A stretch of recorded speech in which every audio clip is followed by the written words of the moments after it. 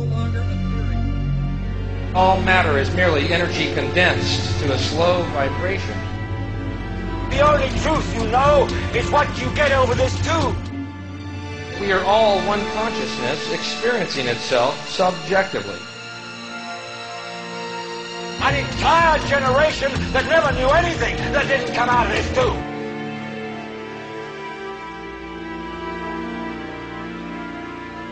This tube is the gospel, the ultimate revelation.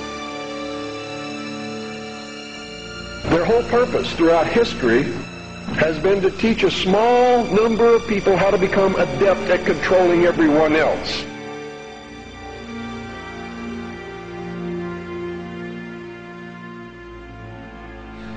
There's no such thing as death. Life is only a dream, and we're the imagination of ourselves.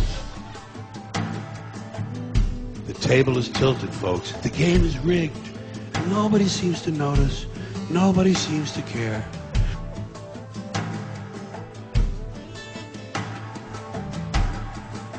Whether you decide to take the time to listen to so-called conspiracy theories or not, there are some things that should be clearly understood by all. And these are not conspiracy theories by any stretch of the imagination. They are well documented, quite traceable, and very provable facts. And these facts are as follows.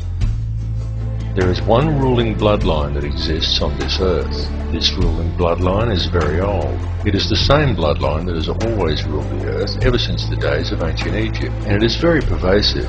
For example, many people think that anyone can get to be President of the United States, but the reality is that a large number of presidents are in fact related, and their lineage can be traced back to European monarchy, and in particular to the line of William of Orange. This elite bloodline can actually be traced back a good deal further than that, and even back as far as the royalty of ancient Egypt. And it is this very same bloodline that has ruled the earth ever since, and to which the British monarchy and many other world leaders can ultimately be traced. The families of this line are steeped in ancient traditions and symbolism, and they do not attempt to hide these connections. Just a look at the royal coat of arms, the royal regalia and the coronation throne clearly demonstrates these connections. In fact, the signs and symbols are always right there in plain view for discerning eyes to clearly see. One only needs to take the time to look. Any real investigation shows us that the entire financial system by which the world is run today is actually operated by the Crown. And contrary to popular belief, the Crown does not refer to the royal family or to the British monarchy.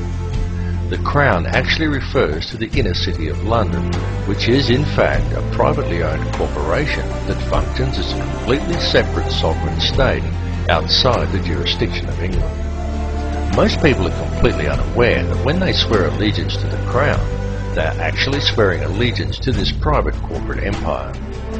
The inner city of London also has two sister city-states of Vatican City and Washington's District of Columbia, both of which are also separate sovereign states within their host countries.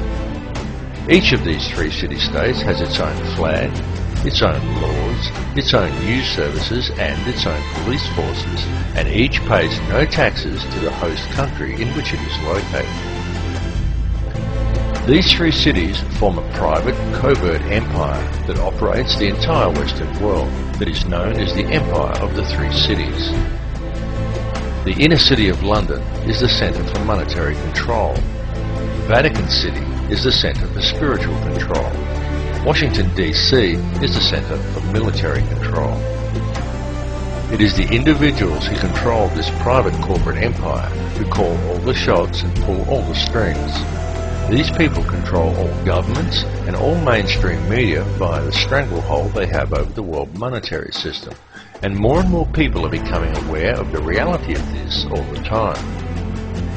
The beginnings of this private empire can be traced back to a secret meeting that took place in 1773 between Mayor Amschel Rothschild and the heads of 12 other powerful families, including such dynasties as the Warburgs, the Schiffs and the Oppenheimers. Following this meeting, Rothschild employed the services of a man by the name of Adam Weishaupt in the creation of a society known today as the Bavarian Illuminati, which was itself officially founded 3 years later in 1776. Many people think the Illuminati is a myth, but in actual fact, this society is still in operation to this day and has since become the most powerful organization in the world. The surviving members of this order are the individuals who also indirectly own and operate the World Bank. It is the World Bank who covertly dictates global oil prices and whose shareholders also control the global Federal Reserve banking system. Each Western government actually has the legal right to coin its own money and to control its value, but they do not. They borrow money from this privately run central banking system. Through the magic of fractional reserve banking, these central banks are able to create money from thin air via the creation of money as debt, and then profit on it by charging interest on the loans.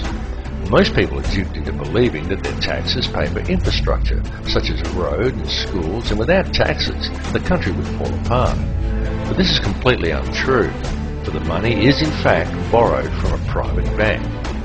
And then you are taxed in order to pay off the interest on the loan.